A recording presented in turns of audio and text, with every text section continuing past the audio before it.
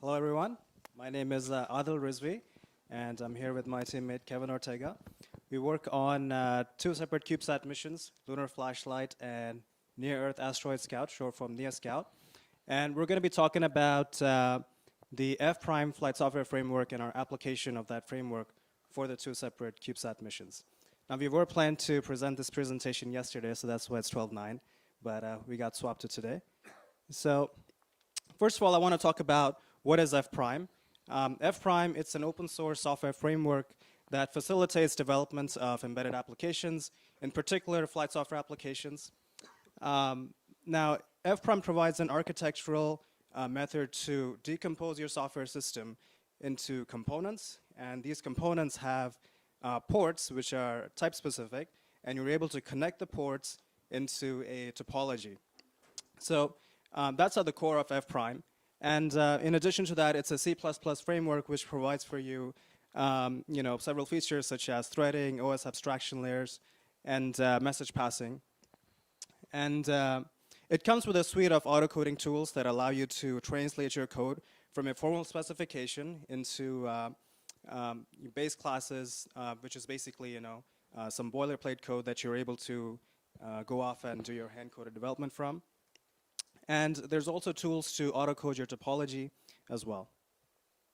Also, F-Prime has a growing set of components that are included in its library. Now, some of the basic components include things like command dispatching, telemetry, and all the basic flight software services. And the set of these library components just keeps growing over time that can be reused and inherited by other missions. Also, we have a suite of testing tools, including unit testing, integration testing tools, and Kevin will actually go into a little bit more on random scenario-based testing that we've been doing with F-Prime as well. All right, so let's talk a little bit about where F-Prime has been used so far. So F-Prime first started out at JPL as a research development task back in 2013, and an initial version of that flew on the RapidScat mission, which went to the ISS. And next, it was also deployed on Asteroid, which launched, it was deployed in 2017. Also, it's being used on the Mars helicopter project, and you'll hear more from Tim Canham on that later on Thursday. Now, Kevin and I will be talking about Lunar Flashlight and NEA Scout, our application of F-Prime on those two CubeSats. And also, it's used on several autonomy research and development tasks on lab. So just a little bit more about Lunar Flashlight and NEA Scout CubeSats. So Lunar Flashlight, it's a mission to go to the moon. We're going to orbit the moon. We're going to fly by the southern pole very close. And as we're flying by the southern pole, we're going to be collecting data from the southern pole using the laser and spectrometer system on board to help us better understand the makeup of the southern pole, understand if there is water content on the southern pole. Eventually, we want to create an ice map that can help us better understand if humans can be sent there for further exploration. NEA Scout, it's a mission to go to a near-Earth asteroid. We'll have a camera on board that we're going to use to take images of the asteroid as we fly by it very close. And those images will help us better understand the makeup of these asteroids before we can send humans to a destination like that. They're both 6-year CubeSat missions. One is going to the moon, the other one is going to a near-Earth asteroid. And they do have a lot of other similarities in common, which I'll get into in just a minute. But the thing I want to highlight here is these are two very different missions in terms of their capabilities and what they will be doing. But there's really only a single team to work on the two CubeSats. And we've really had about 2 to 3 people for the majority of the development time for the two missions. And there's very aggressive schedule for the two CubeSats, as you can imagine, working on 2 separate missions, given the timeline that we have. And there's not a lot of margin for error and addressing bugs and issues as they come up, because you have to keep up with the project deadlines as it progresses in its own timeline. This kind of forces us to leverage a lot of existing software or whatever inheritance we can gain from existing missions, past missions. So that is something that we have really looked into. And also, having a mindset of working as a single team that's working to deploy 2 deployments rather than having the mindset of having 2 separate teams working on 2 different missions. So having that mindset of having the same team, the core team, which is going to deploy two different deployments, that's really helped us deliver two separate mission flight software deployments concurrently working in parallel. So I'm going to talk a little bit about the hardware configurations of the two missions. So they both use the same Sphinx CNDH board, so that's their compute platform. It uses a GR712 Spark Leon 3 base processor. And we have the same interface board on both missions, which routes all your data interfaces, and it has a couple of ADCs that we use to read data from. We have the same Iris radio, and we have the same power card. So this is what's all the common stuff in hardware across the two different missions. Now, Lunar Flashlight has its own specific guidance, navigation, and control hardware, and its own specific payload instrument. And similarly, NEA Scout has its own set of GNC hardware, and NEA Scout specific solar sail and active mass translation unit, and its own specific science payload. So this diagram just kind of highlights the commonalities and the differences in the two different CubeSats. Now, how do we translate that into software for us to leverage the commonality from hardware into software? So what we've done is we've kind of tried to mimic that in software, and everything that you see up here, this is how we have characterized everything as being common between the two CubeSats. And that essentially lives in a separate repository, and it's the common shared code base between the two different missions. And we develop Lunar Flashlight specific components in a separate repository, and NEA Scout specific components in a separate repository. And essentially, when we want to deploy for a Lunar Flashlight, we're built for the Lunar Flashlight deployment, building against the exact same code base. And when we want to deploy for NEA Scout, we use the same code base, and we deploy for NEA Scout. So as you can see, there's a lot of commonality between the two different deployments. And using the framework, we're able to leverage that and able to deploy two separate deployments with a lot of commonality between the two. So we're able to share the same code base across multiple deployments. We have a Lunar Flashlight deployment, NEA Scout deployment. Also, software reusability and modularity at the component level. So with the framework, what we're able to do is we're able to drag and drop, in many instances, components that have been developed for other missions. For example, Asteria, and I want to give a shout out to Kevin Dinkel. He actually worked on Asteria, and we're using a couple of components from the Asteria mission for Lunar Flashlight and NEA Scout as well. And there are several components that we have developed on Lunar Flashlight and NEA Scout, which actually add to the F prime code base that can be used for future missions as well. For example, we have an entire Sphinx driver library that we've developed that can be used on other missions, and it could simply be a simple drag and drop as we used on the Asteria components. So with that, I'll have Kevin go over a little bit about on our software metrics here. Hi, everyone. So a valid question you all may have is, how much of the code is actually shared between Lunar Flashlight and NEA Scout? So if you're looking at the numbers here, we see that the number of lines of code in common is about 245,000 plus. Looking at Lunar Flashlight, it has about 69,000 plus, and that is on top of what's in common. So if we look at Lunar Flashlight in total, about 79% or 78% of its code is actually common, and 22% was actually specifically designed and developed for Lunar Flashlight itself. Looking at NEA Scout, we have about 71% of its code base common, and 29% of it is, or 29% of it is actually developed for NEA Scout. So in total, if we take the total amount of code developed for these three repositories, we have about 59% of identical shared code among the two missions. So it's similar. It's like we developed two missions in the time frame of a single mission.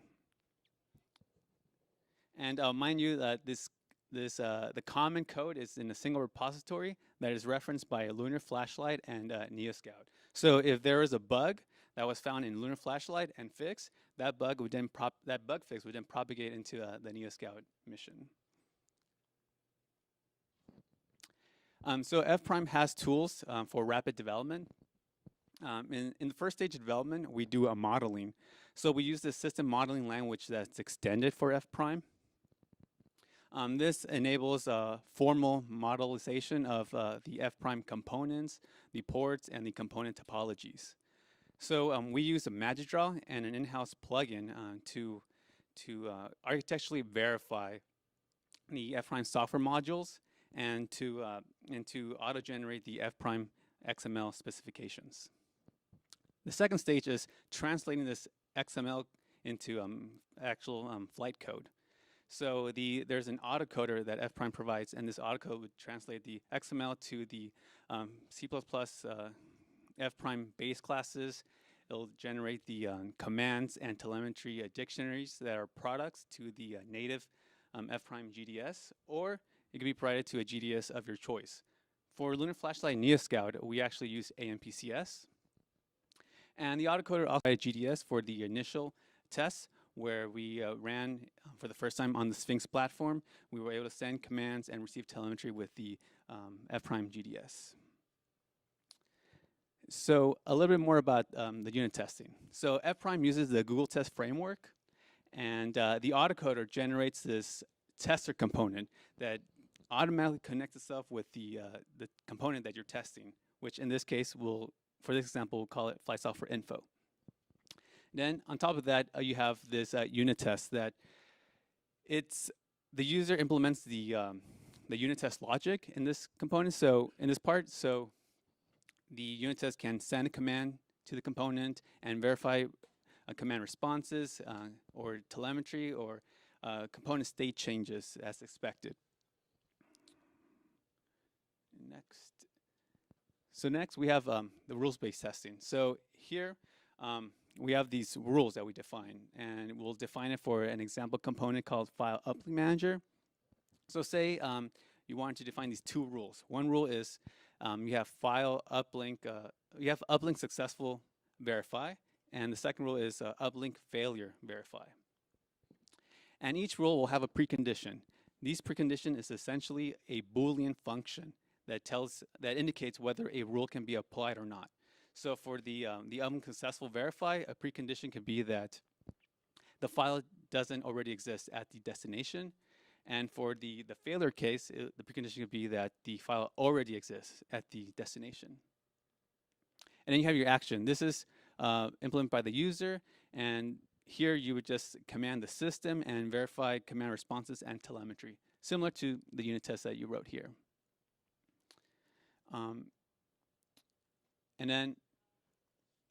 So then we have our rules defined, and then we were able to create scenarios. So these scenarios is how we apply these rules in a particular order. But we actually use a random-based scenario testing. So we list out the rules, and then we go through n iterations. And then through those iterations, we just pick a rule at random. And then the thing about this is that once you apply the rule, the state changes of the component persist across the other rule applications. So you're really exercising your component in ways that it would take you a really long time to come up with that scenario. And all this is thrown into a continuous integration system that runs nightly. So it'll tell us whether the build failed or unit test failed, and it'll give us an email at night. So we do run on the flight hardware, the avionics testbed, or the ATB for short. And here you have the Sphinx platform. We have the Iris radio, some instruments, the RCS propulsion system, and the exact. And all this is connected to the ground system, which is running AMPCS. And then we have this functional and integration testing scripts, where we can automate the sending of commands and verification of the command responses and telemetry. And the neat thing about this is, since more than half of our code is shared, we can reuse the script that's written for Lunar Flashlight with NEA Scout. All right, so another thing is F prime is open source. You can go to this link. It's on the NASA GitHub website. And here is a link to our F prime small sat conference paper, if y'all are interested. And one thing that we want to highlight is that we were able to meet aggressive time schedules using F prime.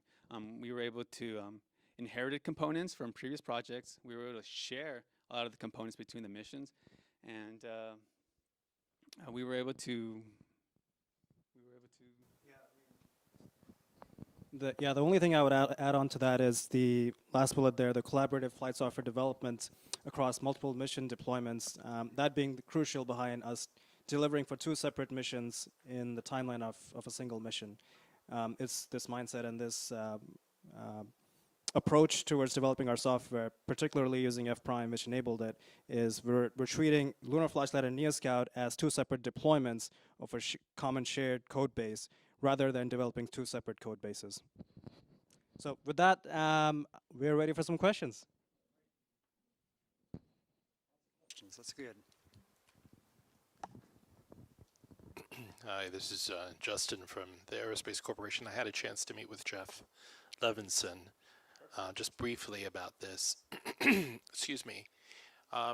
Question, is any of the F prime code based legacy from any of the larger flight projects like Mars 2020 or MSL, or I didn't know how much of it is completely new versus just kind of a cherry picking of the best of the past? Right, so that's a good question. So in terms of services, I would say, the amount of services we have in F prime, or not just F prime, but Lunar Flashlight, NEA Scout, they're really not all that short from a large-scale mission such as MSL or Mars 2020 or any other flagship-type mission. You have the same services of commanding, telemetry, timekeeping, memory management, scrubbing of the memory. All of that we still have to do for Lunar Flashlight NEA Scout file system. The things that that's different for Lunar Flashlight NEA Scout compared to a large-scale mission, it's really in the areas of having multiple payloads, having multiple, far more interfaces, or not having dual threads, having a single thread. So it's things like that. In terms of services, I don't think it's all that different. Now, of course, the components are written in C++ in F prime versus just a normal C for MSL or 2020. But a lot of the same services exist in F prime. I have a quick question concerning the Sphinx CDH. Is that open source as well? And if so, where can I have a look at it? That's a good question. So the philosophy behind it, I think, is kind of like having a Raspberry Pi for space. Being able to have a board that you can use for multiple different missions. It gives you many different peripherals. That is a JPL-specific developed hardware platform. I'm not sure if it's open source or not. It's something outside our section which is developed. So I can't completely answer to that question. We have run F prime on Raspberry Pis and other Linux workstations. So I don't know if that helps you in any way. So just to clarify, then the CDH is more than just command and data handling as like a piece of software. It's actually like a piece of hardware that happens to do the CDH at the same time. Oh, the CNDH is the hardware. It's the hardware computing platform. So that has your processor, it has your memory, it has your peripherals. That's not the software. The software is F prime. Okay. So then does F prime do telemetry to the command? Yes. Parsing in the mission? Yes. Okay. Yeah. Yeah, I've already started on GitHub. Thanks. Yeah. Other questions? So your rules-based testing system, it seems like, I don't know what kind of order of rules you have, but there's like a kind of a combinatoric problem in just kind of putting rules together to get random results. Right. Do you know of any like coverage estimates of what the total number of like coverage Right. of the rule combinations you get? And then how can you tell, is it like easy to tell when rules get combined if that's like actually corresponds to a scenario that you might encounter in the mission? Yes. So that again is a good question. So, see, with the rules-based testing, the key there is really understanding what is a good rule, right?